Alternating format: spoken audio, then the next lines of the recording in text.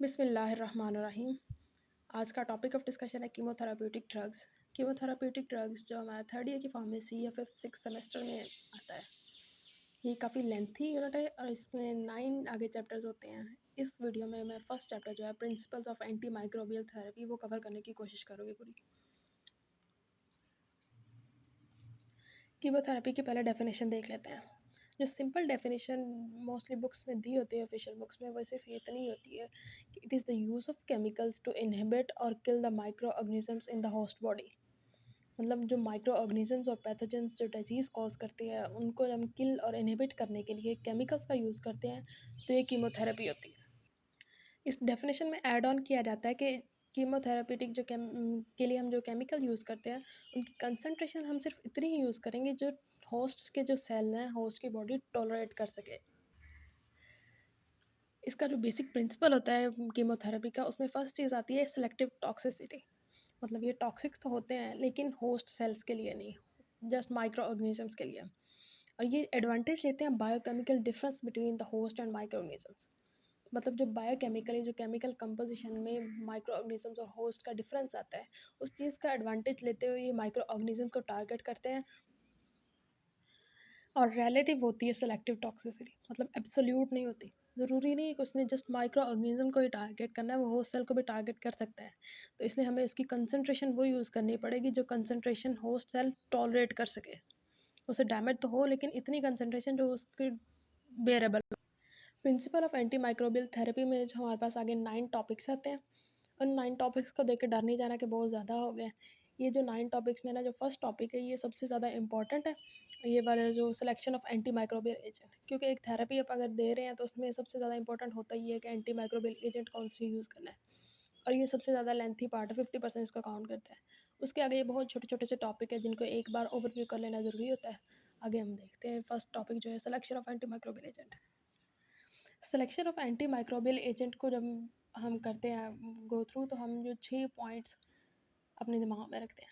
पहला चीज़ कि वो ऑर्गेनिज्म कौन सा है, आइडेंटिटी ऑफ ऑर्गेनिज्म, उसको आइडेंटिफाई करते हैं। फिर उसकी सक्सेप्टेबिलिटी चेक की जाती है। और उसके आगे साइट ऑफ इन्फेक्शन क्या है, पेशेंट फैक्टर्स क्या हैं, और जो वो एंटी माइक्रोबियल एजेंट हम यूज़ कर रहे हैं वो कितना सेफ़ है। और उसकी कॉस्ट ऑफ थेरेपी को भी हम दिमाग में रखते हैं। फर्स्ट स्टेप है जो एंटी माइक्रोबियल सेलेक्ट करने के लिए, वो है आइडेंटिफिकेशन ऑफ ऑर्गेनिज्म। ऑर्गेनिज्म को आइडेंटिफाई करने के लिए हमें इसको कल्चर करना पड़ता है। मतलब हम सैंपल लेते हैं बॉडी में से, ऑर्गेनिज्म में से, जिसको डिजीज है, जिसको उन्होंने इफेक्ट किया हुआ है ऑर्गेनिज्म ने, उसकी बॉडी में से सैंपल लेते हैं और उसको कल्चर कर लेते हैं। वो जो सैंपल हम ड्रॉ करेंगे वो किसी ऐसे फ्लूइड में से करेंगे बॉडी में से जो नॉर्मली स्टीराइल हो।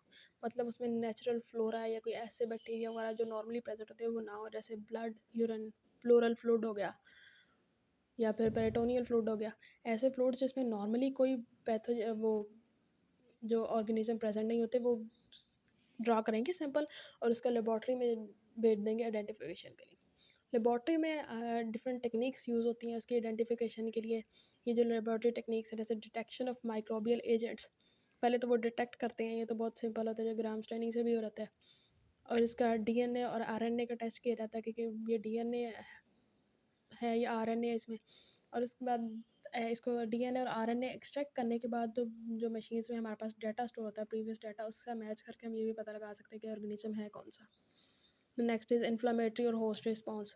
मतलब अगर हमने ब्लड को ड्रा किया है तो ब्लड में हमें न्यूट्रोफिल्स या इसकी कंसनट्रेशन ज़्यादा मिल जाएगी जो इन्वॉल्व होते हैं इन्फ्लेमेशन काज करने में। इससे हमें अंदाज़ा हो जाएगा किसने इन्फ्लेमेशन तो नहीं की है अंदर। इसीलिए और जो न्यू टेक्निक्स आई हैं ना, वो हमें रैपिड, एक्यूरेट और कॉस्ट इफेक्टिव रिजल्ट देती हैं। ये जो 2 टेक्निक्स लिखी हुई है, पीसीआर और ये जो मास स्पेक्ट्रोस्कोपी है। पीसीआर तो हमने पहले से पढ़ा हुआ है, पॉलीमरेज चेन रिएक्शन होता है जिससे हम डीएनए या आरएनए की बहुत सारी कॉपीज़ बना लेते हैं बहुत ही थोड़े टाइम में। और मास स्पेक्ट्रोस्कोपी का ये जो वर्ड है, इसका ये जो एब्रीवेशन है, मैट्रिक्स एसोसिएटेड लेज़र डिसॉर्प्शन और आयनाइजेशन टाइम ऑफ लाइट।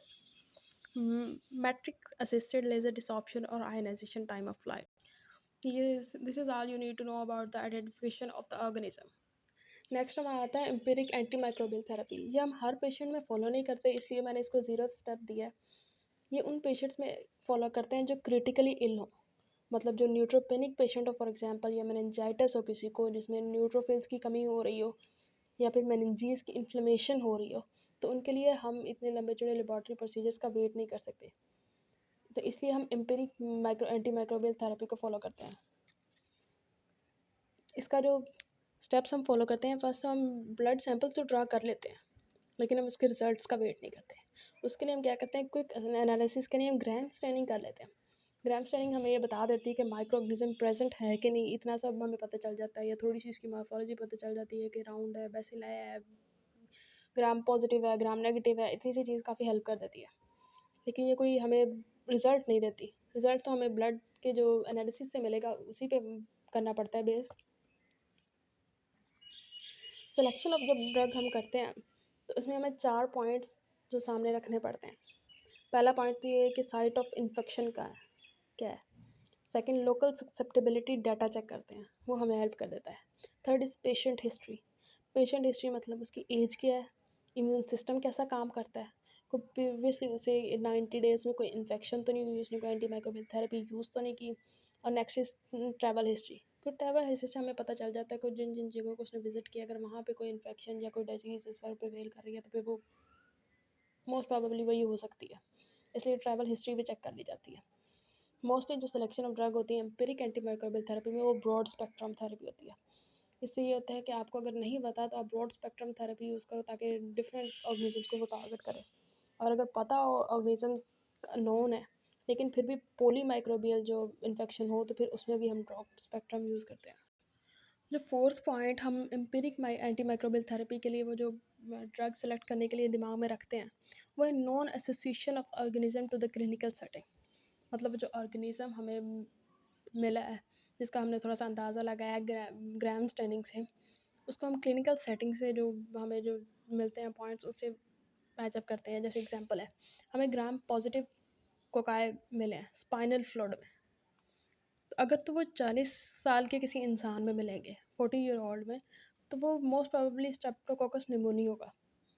लेकिन अगर न्यू बॉर्न में हमें न्यू बॉर्न के स्पाइनल फ्लूइड में ग्राम पॉजिटिव कोकाई मिले हैं, तो वो स्ट्रेप्टोकोकस निमोनी नहीं हो सकता है, क्योंकि उनका ऑनसेट टाइम नहीं होता। वो स्ट्रेप्टोकोकस एजिलेक्सी हो सकता है। ये जो ये ऑर्गेनिज्म है, ये तो पेनिसिलिन जी को सेंसिटिव होता है, मतलब हम पेनिसिलिन यूज़ कर सकते हैं, वो सेफ भी होती हैं और वो इसको टारगेट पे करती हैं, इसमें हम पेनिसिलिन यूज़ कर सकते हैं। But in the case of Streptococcus pneumoniae हम पेनिसिलिन नहीं यूज़ कर सकते, क्योंकि वो पेनिसिलिन को रेजिस्टेंट होता है। इसलिए हमें क्लिनिकल सेटिंग से ये पता चल जाता है कि हमें कौन सी ड्रग यूज़ करनी है। कुछ अंदाज़ा ही लगा लेते हैं एम्पिरिक थेरेपी में, क्योंकि हम इतना ज़्यादा वेट करके एनालिसिस का इंतज़ार तो नहीं कर सकते। और आइडेंटिफिकेशन ऑफ ऑर्गेनिज्म के बाद सेकंड स्टेप आता है एंटी माइक्रोबियल थेरेपी, जिसको हमने स्टार्टिंग में इसका नाम ये भी दिया था कि ससेप्टेबिलिटी टेस्टिंग करनी होती है। अब अगर ऑर्गेनिज्म हमने आइडेंटिफाई कर लिया है, तो आगे हमारे पास 2 टाइप के ऑर्गेनिजम्स आते हैं। एक तो वो होते हैं जिनका अगर हमें पता चल गया कि ये ऑर्गेनिज्म है, तो पक्का है कि उसकी ससेप्टेबिलिटी वो प्रिडिक्टेबल है कि इसने इसी एंटीबायोटिक से ट्रीट होना है, जैसे स्ट्रेप्टोकोकस पाइजीन और नेसेरिया मेनिंजाइटिस। इसकी ससेप्टेबिलिटी जो प्रिडिक्टेबल होती है। सेकंड टाइप के वो आते हैं जो हमें पता चल जाने के बाद कि ऑर्गेनिज्म है, जैसे एंटेरोकोकाई है। ऑर्गेनिज्म का पता चल जाने के बाद भी हम ससेप्टेबिलिटी उसकी प्रेडिक्ट नहीं कर सकते, हो सकता है रेजिस्टेंट हो सकता है उससे ट्रीट हो भी जाए।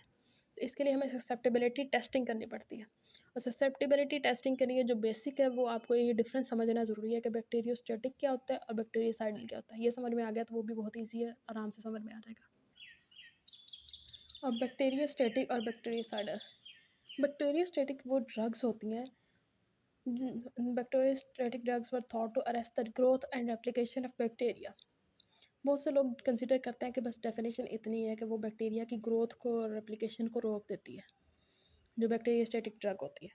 लेकिन आगे भी हाफ डेफिनेशन है, eight the level achievable by the patients. मतलब ऐसा नहीं है कि वो उसको बैक्टीरिया को किल नहीं कर सकती, वो कर सकती है, लेकिन फिर वो टॉलरेबल नहीं होगी। तो वो उस कंसनट्रेशन में जो टॉलरेट कर सकता है पेशेंट, वो जस्ट बैक्टीरिया की ग्रोथ और रेप्लिकेशन को रोक सकती है। Next is bacteriocidal. और बैक्टीरियोसाइडल की हम ये डेफिनेशन काउंट करते हैं कि 18 टू 24 आवर्स की इंक्यूबेशन में 99.9% जो बैक्टीरिया को किल करते हैं। ये फिगर अचीव करना बहुत ज़रूरी है, क्योंकि इस फिगर से नीचे वाला वो बैक्टीरियोसाइडल में काउंट नहीं करते। इसीलिए कहते हैं कि ये जो क्लासिफिकेशन है बहुत सिंपलिस्टिक है, क्योंकि बहुत से बैक्टीरिया ऐसे होते हैं कि वो बैक्टीरियासाइडल जो ड्रग्स होती हैं एंटीमाइक्रोबियल, वो किल तो करते हैं बैक्टीरिया को, लेकिन वो 99.9 का डिजिट नहीं अचीव कर सकते। फिर ना तो वो बैक्टीरियासाइडल में हुआ है, ना बैक्टीरियोस्टैटिक में। इसलिए ये बहुत सिंपलिस्टिक है, इसका आगे भी करने की ज़रूरत है। मैं ना 2-4 मिनट के लिए वीडियो छोड़ के गई थी, तो बाद में आकर माइक लगाना भूल गई, इसलिए रिपीट कर देती हूँ, क्योंकि मुझे एडिटिंग तो आती नहीं है। ये जो 5-10 सेकंड की वीडियो पिछली, वो मैं दोबारा रिपीट कर देती हूँ। जो बैक्टीरियोस्टैटिक ड्रग्स होती हैं ना, वो बैक्टीरिया की ग्रोथ और रेप्लिकेशन को इनहिबिट करने के लिए यूज़ होती हैं। बहुत से लोग समझते हैं कि ये डेफिनेशन यही खत्म हो जाती है कि drugs were thought to arrest the growth and replication of bacteria, पर इसमें हमें ये भी काउंट करना पड़ता है कि आगे नेक्स्ट जो हाफ डेफिनेशन है वो ये है कि at the level achievable by patient. मतलब ये नहीं कि वो उसको किल नहीं कर सकती, लेकिन वो जो जिस कंसनट्रेशन पे किल करती है बैक्टीरिया को, वो ह्यूमन होस्ट अचीव नहीं कर सकते। तो at the level achievable by patient it can only inhibit the growth and replication of bacteria. Next is bactericidal drugs. इसके लिए तो उन्होंने फिक्स फिगर दिया कि 18 to 24 आवर्स के इंक्यूबेशन में वो 99.9% बैक्टीरिया को किल करने जाएंगे। तो इसीलिए कहते हैं कि ये जो फिगर यूज़ हुआ है, ये जो क्लासिफिकेशन है, बहुत सिंपलिस्टिक है, क्योंकि बहुत से बैक्टीरिया ऐसे हैं, बैक्टीरिया एंटीबायोटिक्स ऐसी हैं जो किल तो कर सकती है माइक्रो ऑर्गेनिज्म को इफेक्टिवली, लेकिन 99.9% का जो डिजिट है ये अचीव नहीं कर सकती, तो फिर वो दोनों में नहीं आती। और एक और पॉइंट जो दिमाग में रखने की ज़रूरत होती है वो ये है कि इन विट्रो किलिंग में तो बैक्टीरियासाइडल जो ड्रग्स हैं वो ज़्यादा इफेक्टिव होती हैं, ज़्यादा किलिंग करती हैं, लेकिन क्लिनिकल सेटिंग में, मतलब जब हम ह्यूमन्स पे ट्राई करते हैं, तो वो दोनों सेम एफिकेशियस होती हैं, उनकी एफिकेसी दोनों की सेम होती है, बैक्टीरियासाइडल और बैक्टीरियास्टैटिक ड्रग्स की। और ऐसा भी हो सकता है कि एक ही ड्रग बैक्टीरियासाइडल भी और बैक्टीरियास्टैटिक्स हो, वो डिपेंड करता है। फॉर एग्जांपल अगर लिंसोलाइड एक ड्रग है, लिंसोलाइड, तो वो बैक्टीरियासाइडल होगी फॉर स्ट्रेप्टोकोकस निमोनी, और बैक्टीरियोस्टैटिक एक्ट करेगी स्टेफाइलोकोकस ऑरियस के लिए। दूसरे फैक्टर्स जो इनकी एफिकेसी पे जो डिपेंड करते हैं कि वो कितनी एफिकेशियस हैं ये दोनों ड्रग्स, वो ये भी हो सकते हैं कि ह्यूमन का जो जिस हम इंडिविजुअल पे यूज़ कर रहे हैं, इंडिविजुअल पे उसका इम्यून सिस्टम कैसा है, वो डिप्रेस्ड तो नहीं है, कितना स्ट्रॉन्ग है इसका इम्यून सिस्टम। सेकंड, ड्रग की कंसनट्रेशन हम कितनी यूज़ कर रहे हैं। And the third is underlying severity of illness, कि वो डिजीज़ कितनी सिवियर है। अब हम अपने मेन पॉइंट पे आते हैं, जो MIC और MBC। ये जो सक्सेप्टेबिलिटी टेस्ट के लिए हम ये दो स्टैंडर्ड यूज़ करते हैं।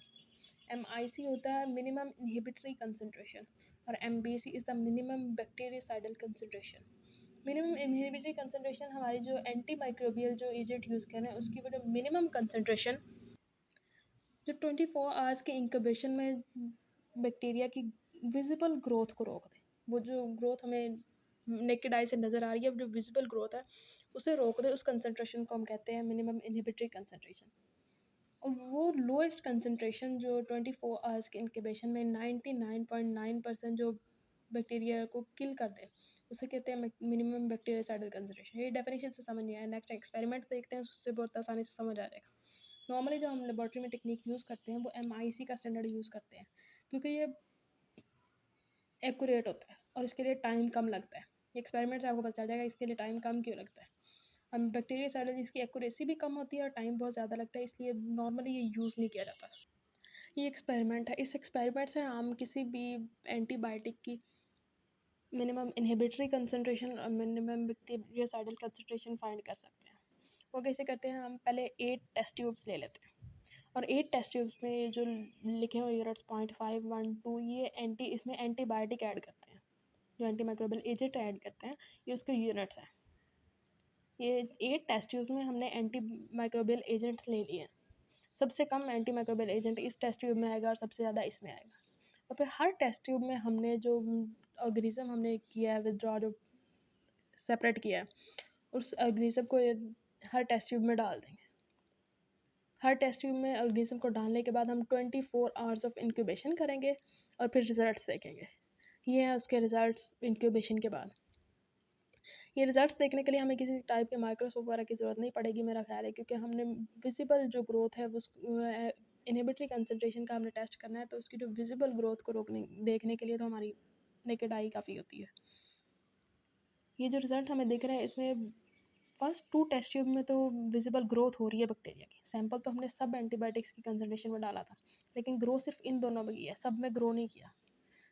मतलब इन सब कंसंट्रेशन ने उसकी ग्रोथ को इनहिबिट कर दिया। लेकिन मिनिमम कंसंट्रेशन जिसने ग्रोथ को इनहिबिट किया है, वो है मिनिमम इनहिबिटरी कंसंट्रेशन। इसको हम 2 ले लेंगे। इस फर्स्ट स्टेप से हमें ये 24 आवर्स की इंक्यूबेशन में 24 आवर के टाइम में हमें MIC फाइंड कर ली। नेक्स्ट MBC फाइंड करने के लिए हमें एक और दिन की इंक्यूबेशन करनी पड़ती है। इसके लिए हम एंटीबायोटिक नहीं लेते, लेकिन इन सब एंटीबायोटिक्स के जो हमने पिछले इंक्यूबेट करके रिजल्ट निकाला था, इनमें से हम सैंपल लेते हैं। मतलब इस एंटीबायोटिक के एग्जाम्पल में, फॉर एग्जांपल इसकी बात कर रहे हैं, इसमें से जस्ट हम इंडिविजुअल को जो ऑर्गेनिज्म है उसको विदड्रॉ करेंगे और उसको कल्चर कर लेंगे। सब में से लेंगे, लेकिन इन जो नेक्स्ट इंक्यूबेशन में हमारे पास यहाँ टेस्ट ट्यूब में एंटीबायोटिक नहीं है, जस्ट हमने ऑर्गेनिजम्स को लेके वहाँ से कल्चर किया है। जस्ट वहाँ से ऑपरेशन लेने हैं और विदाउट एंटीबायोटिक इनको कल्चर कर लेना है। लेकिन सेकंड रिजल्ट हमारे पास क्या आता है कि हमारे पास बैक्टीरियल ग्रोथ 16 यूनिट्स तक दिखती है। फर्स्ट 6 टेस्ट ट्यूब में हमारे पास बैक्टीरियल ग्रोथ आ जाती है।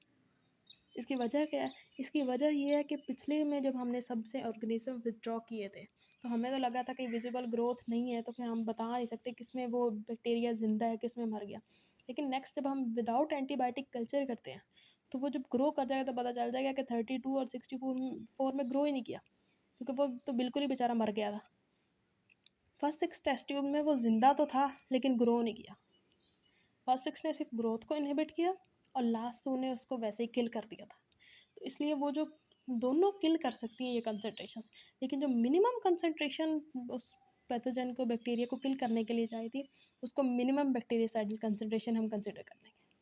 मिनिमम इनहिबिटरी कंसंट्रेशन जिसने ग्रोथ रोक दी, और मिनिमम बैक्टीरियासाइडल कंसंट्रेशन जिसने उसको वैसे ही किल कर दिया। नेक्स्ट हम जो कंसिडर करते हैं ऑर्गेनिज्म को आइडेंटिफाई करने के बाद उसकी जो है ससेप्टेबिलिटी चेक करने के बाद थर्ड स्टेप हमारा आता है साइट ऑफ इन्फेक्शन, कि वह इन्फेक्शन हुई कहाँ है, ताकि हम जो एंटी माइक्रोबियल एजेंट हम सेलेक्ट कर चुके हैं उसकी हम डोज या रूट वो सेलेक्ट करें, जिससे उसकी effective concentration site of infection तक पहुंच जाए। और साइट ऑफ इन्फेक्शन में हमें जो इम्पोर्टेंट पॉइंट कंसिडर करते हैं, वो जो बॉडी के नेचुरल बैरियर्स को हम कंसिडर करते हैं, कि जैसे जो कैपिलरीज होती हैं डिफरेंट टिश्यूज़ की, वो अपने आप को मॉडिफाई करती हैं थोड़ा सा, ताकि उसकी जो परमेबिलिटी चेंज हो जाए, और वो जो ड्रग की एंट्री को वो इम्पीड करती हैं किसी भी ऑर्गन या टिश्यू में जाने से। फॉर एग्जांपल इन कैपिलरीज ने प्लेसेंटा में जो प्लेसेंटा में ड्रग्स की एंट्री को इम्पीड करती हैं। ड्रग्स के अलावा बहुत से मॉलिक्यूल्स होते हैं जो सेलेक्टिव परमेबल होती है, तो इसलिए वो उसको एंटर होने से रोक देती है। विट्रस बॉडी ऑफ द आई में होती है ये जो नेचुरल बैरियर जो क्रिएट किया होता है, प्रोस्टेट्स में होती हैं, टेस्टिस में होती हैं, और सबसे इंपॉर्टेंट जो है वो CNS में होती है। जो मोस्ट सिग्निफिकेंट वो जो हम डिस्कस करेंगे हम, वो है ब्लड ब्रेन बैरियर।